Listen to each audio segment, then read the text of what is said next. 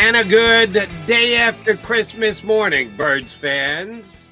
It was an okay present under the tree from your Philadelphia Eagles. You got Mac and Mac, John McMullen, and Jody McDonald hanging with you here after all of the celebrating. Hopefully everybody got their presents that they wanted, maybe even a good meal, depending on when you ate. You had Eagle football, 4:30. And yes, right up until the last play of the game hung in the balance, but it turned out a W, Johnny Mac, and that was the most important thing. Style points would have been nice. Domination would have been nice. A win is a win is a win. And I came away from yesterday's game more good than bad. How about you? Yeah, I mean, anytime you get a win in this league, you see Kansas City and San Francisco lose on the same day. Yeah, this league is crazy. So anytime you're able to stop the 3-game losing streak, but you know, it harkens back to the 10-1 start. It's you know, it's you're winning, but no style points, as you mentioned. So yeah, the term misery has been thrown around this team. They keep arguing on the sidelines. There's angst in the locker room. There's long conversations. You know, I go all the way back to the off season when we talked about the expectations, and I thought it was going to be a problem, and it's turning out to be a problem. I mean, they're not happy. They're not happy. They're never happy. They weren't happy at 10-1. Now, that could be a good thing. That could be a bad thing, but it tends to be wearing on them. But look, nobody's dominant in this league. The last team got exposed yesterday. We all thought, well, who's going to beat San Francisco? Well, Baltimore just whacked them beyond belief. Nobody is unbeatable in this league, as evidenced by the fact the Eagles are again tied for the best record in the NFL. But yeah, I mean, it was a great first half, obviously. Brian Daboll finally whacked Tommy DeVito's 15 minutes of fame. I don't know if he took him out to the Pine Barrens and put one, but he's done. And, you know, Tyrod, who knows? Tyrod Taylor's in that game. They might not win the game. They made a lot of mistakes in the second half. They let him back in the game. The goopy, friendly fire kickoff. Why are you having split kickoff returners? I asked Michael Clay that a couple weeks ago. It's in our package. So what? Stop it. Get out of your package. Yeah, stop it. And then you have the trip from Dallas Goedert going pick six the other way, and all of a sudden it's a football game, and you're struggling for your football life, and they managed to. I'll tell you, that 3rd and 20, Jody, that was the play of the game. Yep. That was the play of the game. And, you know, you're coming off the momentum shift, and you're saying, ooh, Giants are going to get off the field and have a chance to take the lead. And that was classic Jalen Hurts, just extending the play, finding A.J. Brown down the field. I think it was a 32-yard rope, basically. That was, to me, the play of the game. And they ultimately went on to finish the drive. And Kaylee Ringo, first NFL interception, as you mentioned, desperation heave into the end zone. Got a little bit too close, though. I'll say that. So, yeah, anytime you win in this league, it's a good thing, but it's like the 10-1. It's like the same 10-1 team. To win, find a way to win. Style points out the window. Right, but you made a great point there about the expectations wearing on them, because they went to the Super Bowl tied with 10 seconds to go, came up just short. So coming into the season, expectations were tremendously high. And yeah, with the 3 straight losses, the expectations started to wear on them and are wearing on them. And you can tell that there's, to use your word, angst in the clubhouse. Can they get what you just said? That expectations are what they are, and yeah, they're not unfair to put them on this team. But nobody in this league is unstoppable. Nobody is unbeatable. So you have to continue to compare yourself, not to what you accomplished the year before, but in the moment, in the NFL. Right now, you're tied for the best record in your conference. You're one game behind the best record in the conference in the AFC. That's not a bad place to be. All right, yeah, they're not blowing people out. Last night's Baltimore win was super impressive, and the Eagles might not have a super impressive win on. Who cares? The standings are the standings. It's the most important thing. Can the coaching staff get this through to the players? Maybe I'm even putting the coaching staff on a level that they shouldn't be at because the coach got paranoid enough to pull the plug on the defensive coordinator last night. Can someone within the organization say, let's all stop, take a deep breath. We got 2 winnable games to go. We're going to be in the playoffs.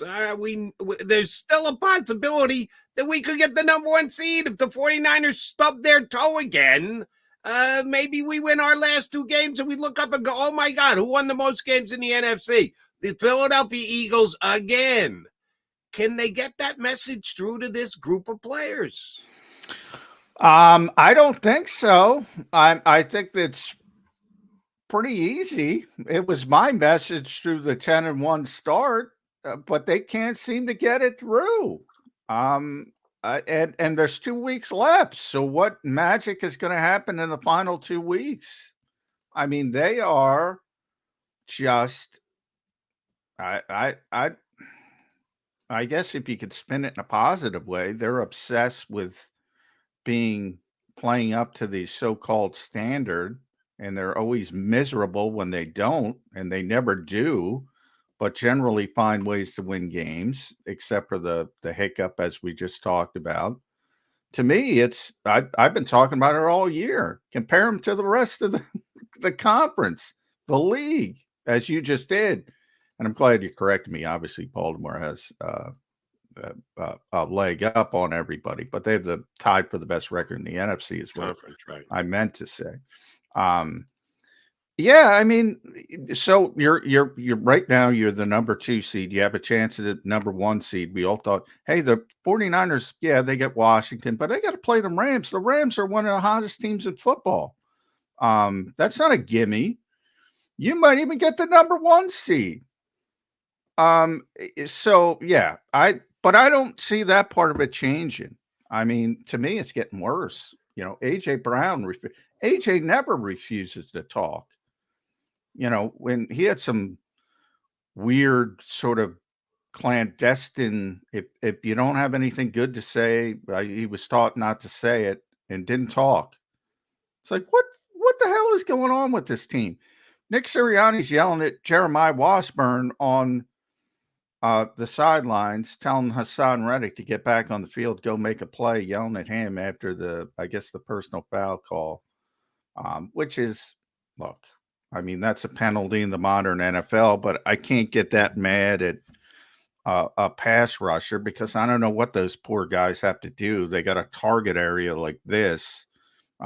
So, you know, sometimes I'm not going to yell at the guy for trying to make a play in a big situation. So you can see it from both sides. Nick is pent up, yelling at one of his best players. And I'm just guessing because, you know, I'm guessing Wash told him, look, he's trying to make a play, settle down, you know, stop yelling at him. And then it goes back and forth. It's just weird, Jody. It's weird. And by the way, was that a penalty on Hassan Reddick? Yeah, by the way, they're calling things in the NFL. Yeah. Doesn't mean it's right. No. The NFL's got so goddamn protective about the Cowboy game on Sunday, the 2 roughing the passer penalties, 1 on each team, which of course Cowboys. Oh my God, how can you call it on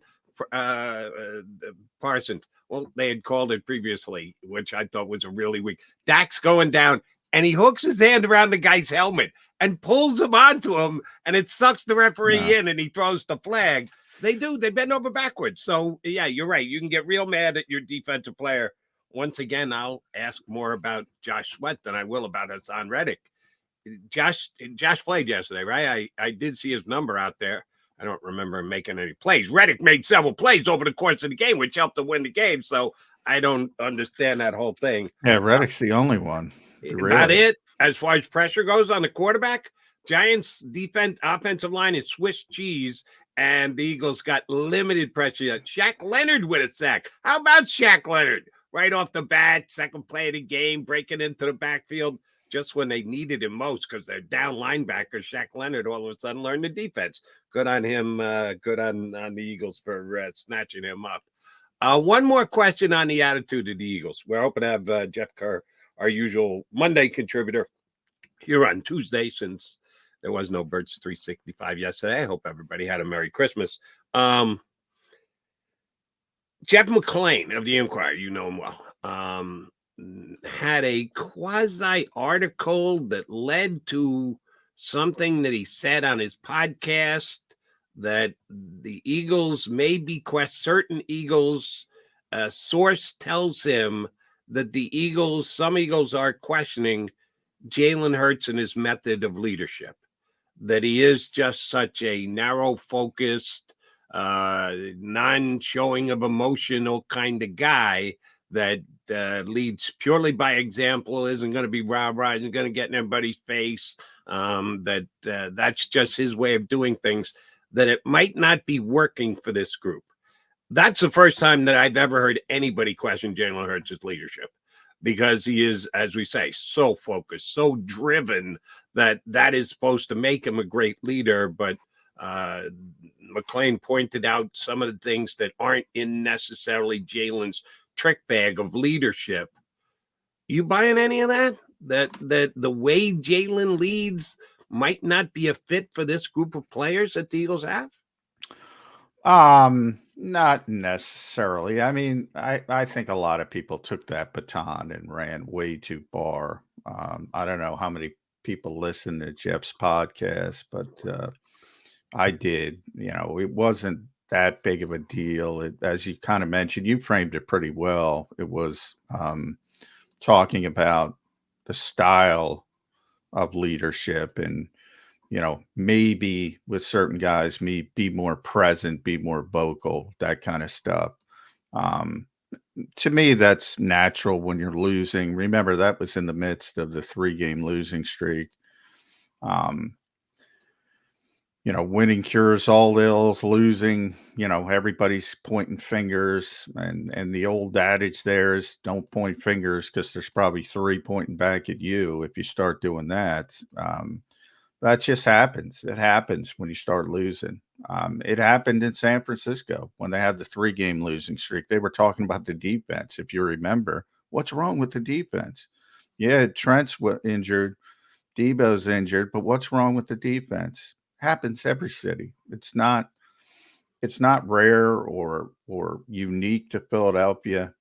When things are not going well, guys get upset. And the problem is there's too many guys upset when things are going, when they're winning games. Like I said, and that was the whole crux of Jeff's podcast, was when they were 10-1, they were miserable.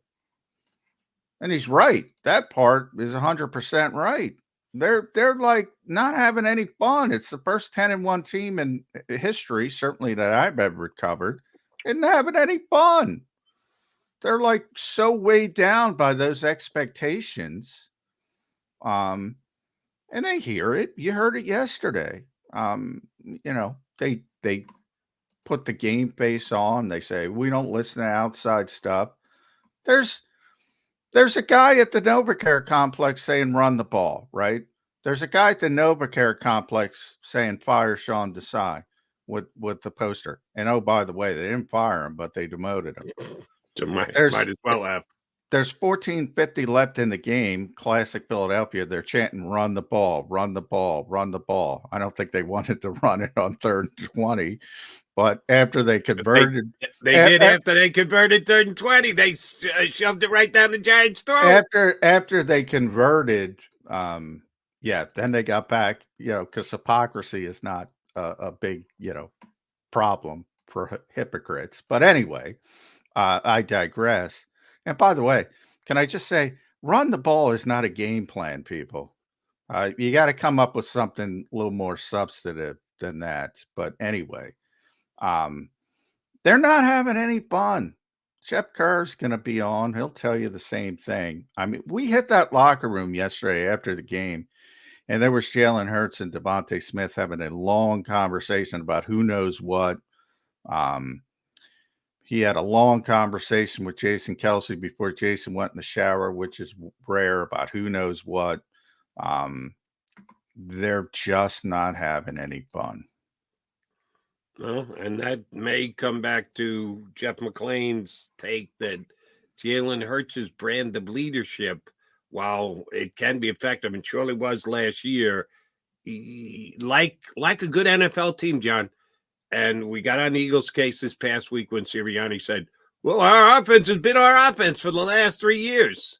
That's not a good thing, Coach. In case you haven't figured it out, if it's the same exact thing, that's a bad thing. There has to be ability to adjust. There has to be ability to twinkle. There has to be ability to do something slightly differently. You always stay true to your core values, but you got to be able to do different things over time when other teams are trying to keep you from doing so.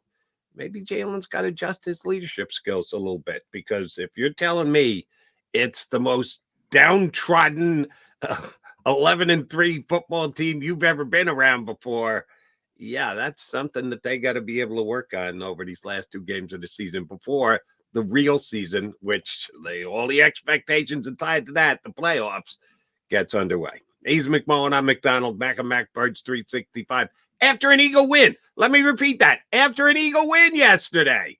Wow. We're talking about it with you guys. We're going to get Jeff Kerr from CBS Sports up next here with us on Birds 365.